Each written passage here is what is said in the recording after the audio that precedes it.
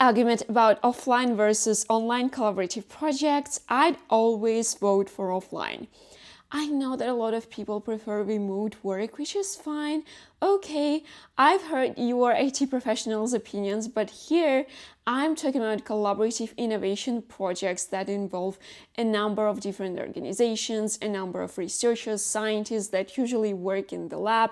And in my very humble opinion, offline is always better. And there are many reasons for that. One of the main one is that it's just easier to build trust, to establish this connection between individuals, which is just essential for any innovation project. And I do believe that it's easier and faster to solve challenges, to solve issues that usually arise, and to talk through all these problems that happen, to find new ideas. There is little room for ambiguity. It's easier to manage people during offline projects, and there are more advantages of offline collaboration, especially when you do your work not at the computer but again in the lab, and you just get in your zone. You see the equipment, you see the materials, and you might already imagine how it's going to work together, and you get all these new ideas that are needed for such projects. However, let's be real, it's not always possible to collaborate offline, and especially if the best suited team for your innovation challenge is coming from another country.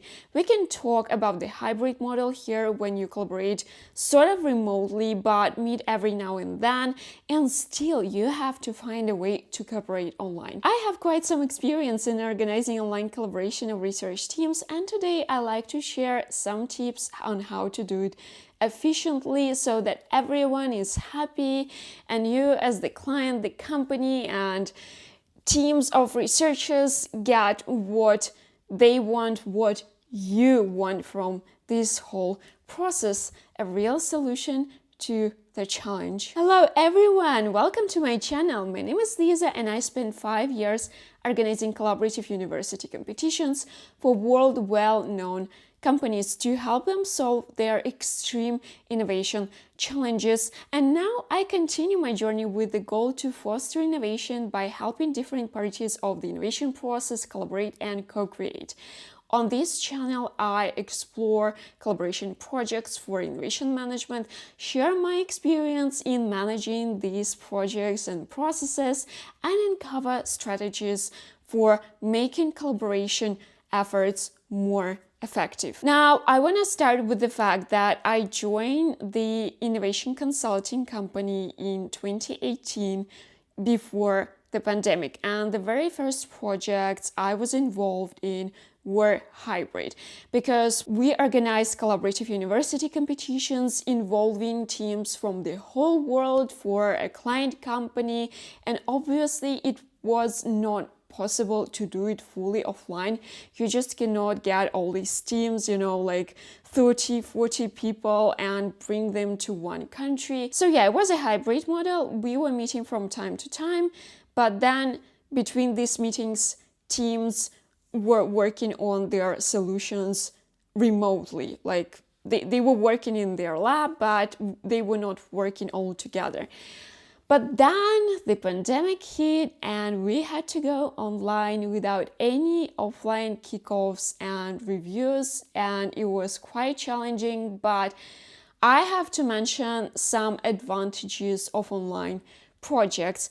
Of course, one of the main advantages is that you can collaborate with teams from another corner of the earth. For example, we worked with the university from Australia, with the university from Colombia, and I'm not going to mention even China and Japan and Canada and other different countries. Of course, you also save money on trips. You don't need to travel to these locations, when you do the project fully online. And it might be just more comfortable for some people to be in their comfort zone and do all the things like in their lab without the need to meet other people, So some people are introverts, so we can understand it. But as I said, it's really not an easy task. Just imagine a lot of experts in their fields, different countries, different experiences, languages, cultures, and different goals, of course. And you just have to make it work. And you cannot even have a dinner together and just talk, just establish this communication between people. We discussed it with the professor, one of the professors from Max Planck, and it was really a shame that back then we were not able to meet for these projects that we had to manage online. But yeah, it is what it is, and I just want to mention what we did to keep the innovation process going and inspire co-creation between the teams and the clients. And the very first thing that you need to work on is building trust. I do believe that this is priority number one in the innovation process. But how do you build it online? How do you trust the person you have never seen before, you have never met before, you have never talked before, who is basically your competitor? I just want to remind that we were doing competitions between universities. It was like collaborative, but still competitions between universities. And also we had a skeptical client on the other side. And imagine how the client felt. They had like a number of absolutely different people from absolutely different universities, and they didn't know who of them and which team could help them. And that's where a facilitator, that's where our company, we came in place. My colleagues and I were the ones responsible for making everyone comfortable, interacting with participants and bringing them together. And this is something that we also do now with my company, Disruptive, when we organize hackathons and other collaborative projects. That's why we need there to, create this atmosphere and make everyone comfortable with other people around. Of course, to build this atmosphere of trust, we had one-on-one conversations. I think it's always easier like that. It's easier to build a connection with another person when you interact one-on-one, and each team had their own assigned co-creation officer from our side, and they also had their team leaders, and we were constantly in touch with each other. From our side, we helped them establish collaboration when, for example, one of the teams had something that another needed, or when they needed to get in touch with the customer. Sometimes teams continued communication with each other without us being involved. Sometimes we assisted them throughout the whole way. The next thing that we did is, of course, we provided a lot of support. We were always there for the teams. We were always there for the clients. We helped them as much as we could by organizing the whole process. We supported teams on the way, we supported our clients on the way, we were interacting with them constantly. We showed appreciation after each session that we had when we gathered them all together. We were making sure they were heard. We were making sure the teams are still motivated and the client is still motivated and they are not discouraged by what happened, because every opinion, every voice matters, and it can change the course of things and lead to a breakthrough. It was very important to communicate with people. And that's what we were doing. Then, of course, we dedicated some time to informal dialogues. This is also something that helps to build trust. When you know someone from a personal side, it's just easier to trust them, right? We also let participants express themselves the way they wanted.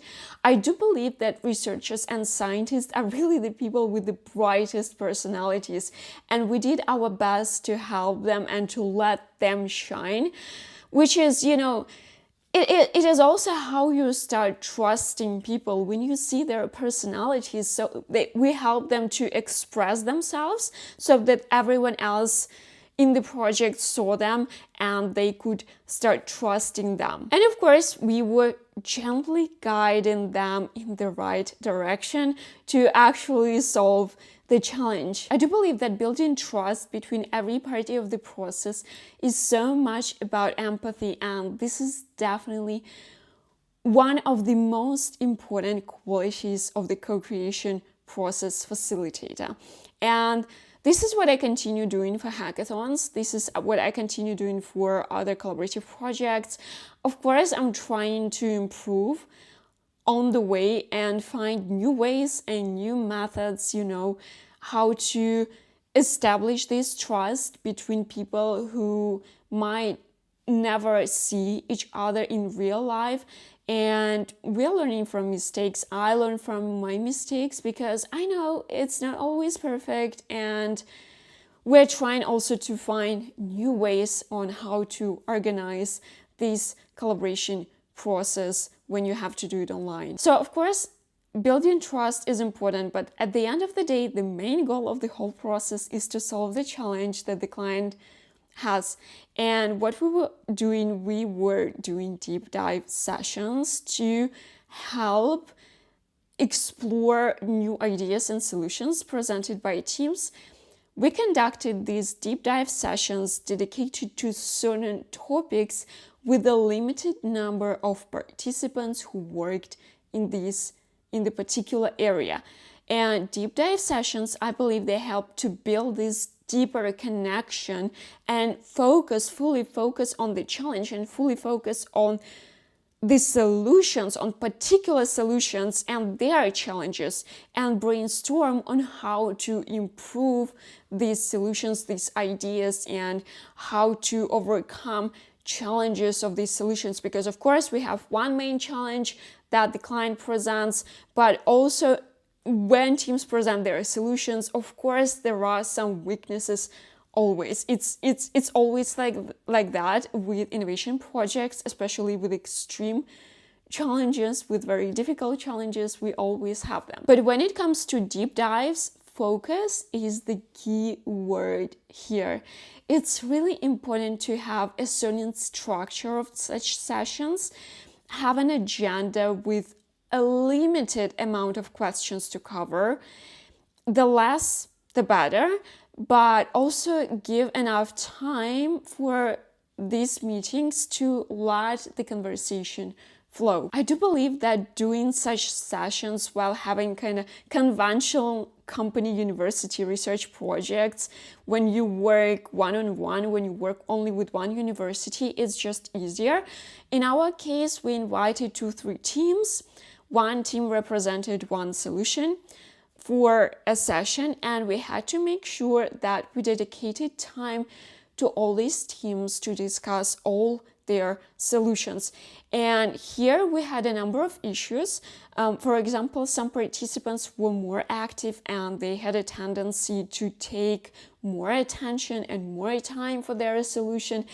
And in general, I do also feel like first teams, they had more chances to get meaningful discussions and meaningful conversations and get some ideas for their solutions, while the last ones got what was left from the time and energy of all the participants. So we have to deal with this, we have to improve it. And I do believe that first of all, the maximum number of teams for such deep dive sessions, or the maximum amount of solutions that you need to discuss during such sessions, should be limited to 2, not even 3. 3 is already too much, and the last team will not get enough attention. I also think that we need to have a long enough break between discussing solutions to unwind and prepare for the next round. It is a must. This is something that we need to have to let people kind of, relax a bit and take a breath, have a cup of coffee, or a tea, and get to the next solution with the same energy. It is also important for the facilitator of the process to follow the conversation and pause it. Once you feel it's not going in the right direction and becoming idle talk, because of course, when you discuss some solutions, you might brainstorm and build up on like ideas, but there is always this moment when all great ideas are shared and the rest of the dialogue is just useless. I also believe that if your project, your collaborative innovation project lasts for a couple of months or longer, it is great to conduct such deep dive sessions more or less regularly and do them from time to time. Of course, depending on the longevity of the project, if it's going to take for you 1 year to complete the project, of course, you might have like a number of such sessions, but yeah, just repeat them. I mean, of course, deep dive sessions were not the only sessions that we were conducting and not the only meetings that we had. We also had meetings that involved all the participants and all the teams, like all the clients representatives as well, and we encouraged everyone to attend those. But just imagine like having like 7-10 teams presenting their solutions, then doing Q&As, combine it with brainstorming. It's just an enormous amount of time and an enormous amount of energy that you need to invest, and it's not going to be that efficient. I don't think it's going to be that efficient. Like, it's good to update during such sessions about how your solution is going, like how teams are doing, like what is happening around, but not more than that. I don't think that you'll get a lot of great ideas during such long meetings. The next thing you can do to make your online collaborative innovation projects more effective is to use modern technologies. Just going to give you an example. During one of the sessions, we had solution testing on the production side.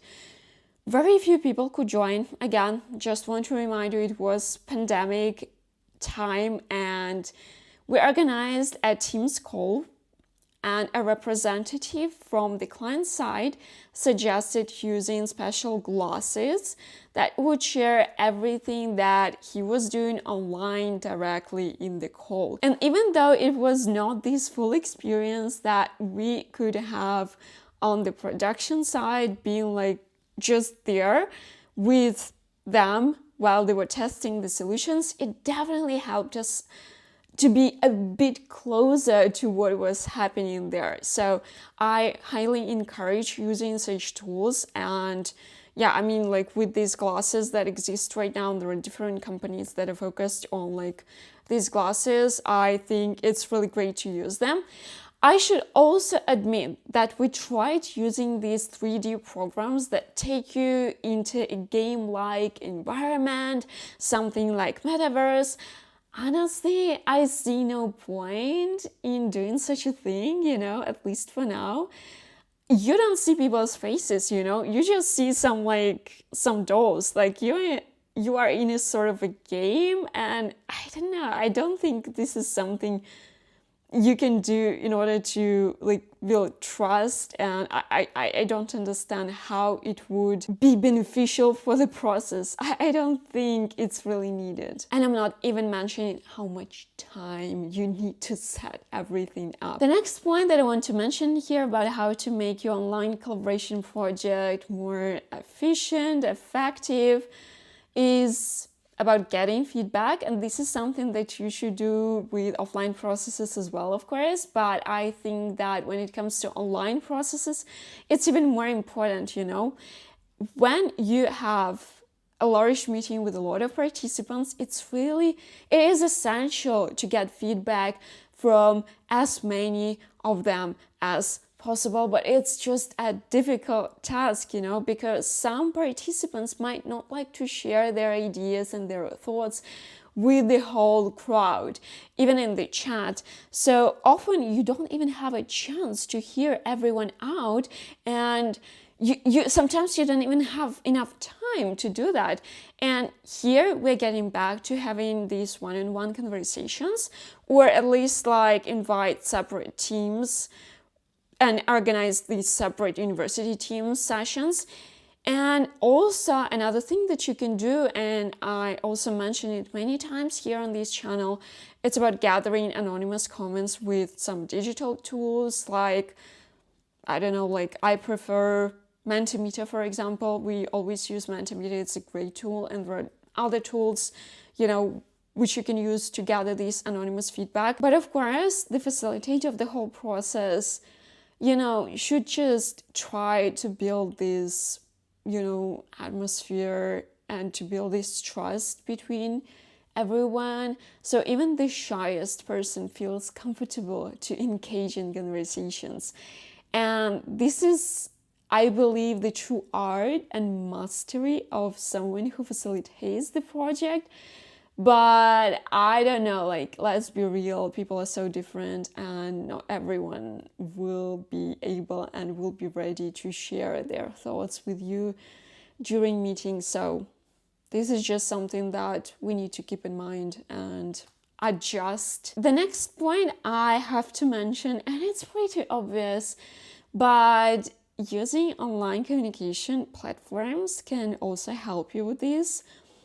Emails are great for official communication, but you need to have this opportunity to jump on a call without scheduling it.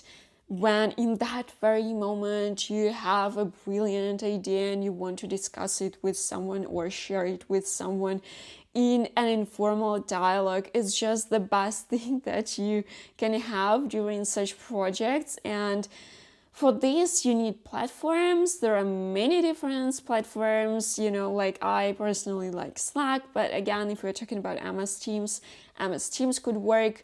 What you need to do is to make sure that everyone, like all the participants from the universities, from the company, from other organizations that are involved in your process, because I don't know, they could be labs, they could be partners, they could be customers of the company, they could be involved in these collaboration projects. Like there are so many people could be involved in this process, and you just need to make sure that all of them have access to this platform. You need to choose this platform carefully. Of course, like IT guys from the business side, usually like they like to be involved in this process of choosing the right tool, but yeah, I mean, you can really find something to communicate because there are so many of them. But I do believe it's really important. And yeah, I mean, it's an obvious thing, right? Like you don't want to lead the whole project, the whole process of your collaboration project via emails. It's not gonna work, like it's just not. Just a couple of things that me and my team are doing and disruptive for the collaboration projects that we lead, that we help to manage, is of course establishing more regular calls to identifying challenges and needs of participants. We're talking about clients, of course, but we're also talking about participants. It is very important to have these regular conversations, have this constant contact with the teams, talking to them just like we do it with the client. And these conversations, these regular meetings should be short and do not require a lot of preparation from their side, from the side of participants or the client. I know it, unfortunately, I learned the hard way that asking teams to prepare presentations on a bi-weekly basis is just wrong. Don't do that, okay? Like, just talk to them and that would be enough. Prepare agendas, prepare questions, and help them solve their challenges. That's what you need to do. I also believe that organizing separate digital rooms for coffee breaks, probably based on personal interest and just topics to chat about, this is something that could be very beneficial, again, for establishing this connection, for building this trust between everyone. This is something that is also very helpful, and I find it also effective. But, what I would certainly do is I would bring all the participants, everyone who's involved in the collaboration innovation project all together. at least once, at least at the very beginning, to let everyone meet each other, at least bring one person per team. It's essential in my opinion. I think it is extremely, extremely important. And yeah, for like if you work at the company and you want to organize something like that for your challenges, I believe that you should have and you should dedicate a budget for that. Like it's gonna make your life so much easier. And meanwhile, I'm also looking for more effective tricks for online collaboration. And of course, I'm gonna share them if I find, but I do hope that these couple of tips, of course, we can find more of them, but they're probably just the most obvious tips, and I wanted to focus on what we should do for our collaborative innovation projects when we're talking about like scientific projects, when we're talking about like working with the lab, working with the universities. I wanted to focus on these specific tips in this video, but if you want to share some of your tips, something that you know, some insights that you have, or if you just want to ask questions, some specific questions about collaboration, online collaboration, please comment. The comment section is open for everyone, and I will be happy to see your contributions and your questions, and I'll be happy to answer them, of course. Well, I hope this video was helpful, and this is it for today, and I do hope that I'm gonna see you next time very soon. And meanwhile, have a great day everyone, and bye!